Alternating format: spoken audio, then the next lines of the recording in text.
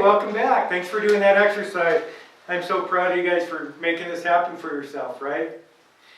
I have this story. I worked at Littleton Housing Authority, and I talking to a senior. I used to work there, and I love talking to all the seniors because those guys have a lot of wisdom, all of them. And I came up to this one man, and he told me that he was a fighter pilot in the war. And I said, "Oh, you're a fighter pilot? When did you want to do that?" And he says, "Oh, I've always wanted to do that since I was like 10 years old." And I went, "Oh, and you made that happen?" Which everyone I asked this question to, what were you want to be when you were 10 years old? People would always tell me what they wanted to be, and it was exactly what they did in their life, which was pretty amazing for me. So this guy, he was a fighter pilot in the Navy. He told me that he wanted to fly this fighter pilot, or wanted to fly this other kind of plane. It was a brand new plane that just came out. And it was a heartbreaking story because he flew in the Navy for, I think, 10 years.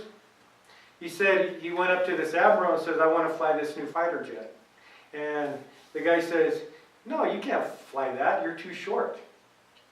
And it just crushed him. Even when I was talking with him, it was like you could feel the energy just go right out of this guy.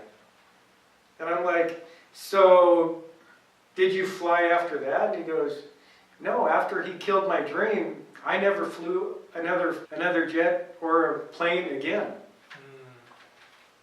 And it was like, oh my God, are you serious? My takeaway on that, because I was like, I'm sorry to hear that, but and I didn't tell him this, but my takeaway from that whole story was, you let one person kill your dream. How many of you let one person kill your dream? I mean, it's heartbreaking to me.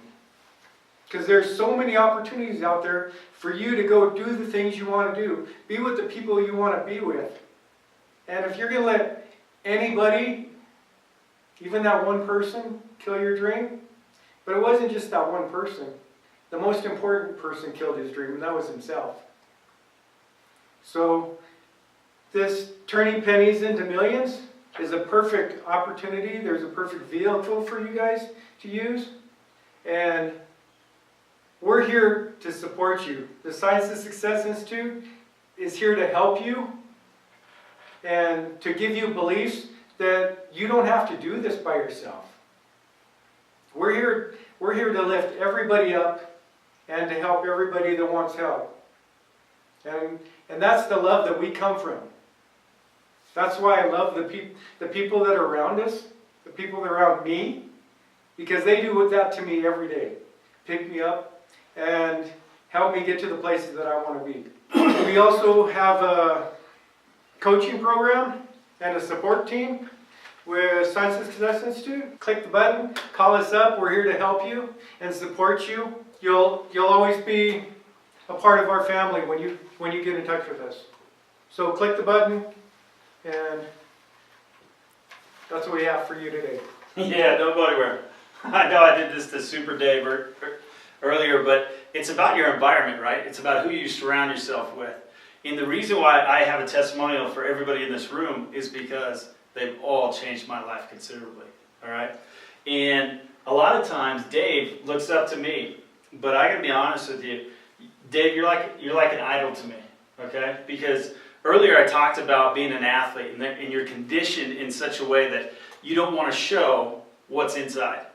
You have this tough shell that you have to keep up in the locker room, that you have to keep up on the field. At least that's the perception that I had. Not everybody has that perception, but that's the one I had growing up. So I was very protective. And actually, come to think of it, Dave, where that belief came from is when I was a kid, I used to wear my heart on my sleeve.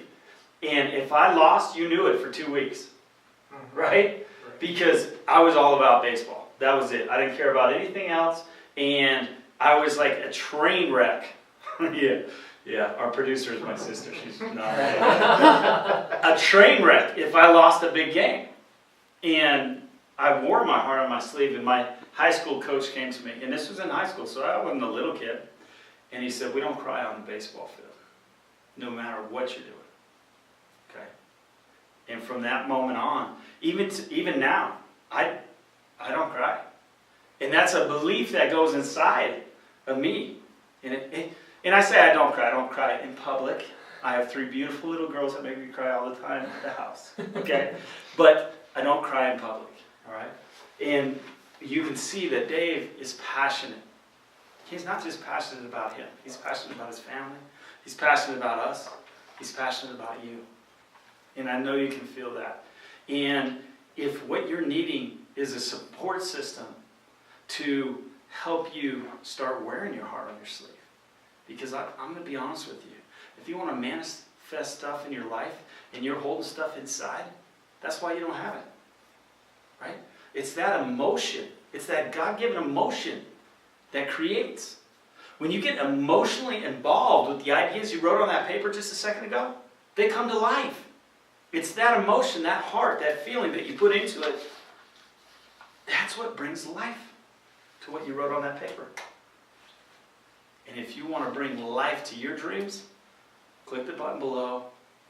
Talk to my boy Dave. He'll teach you how to wear your heart on your sleeve.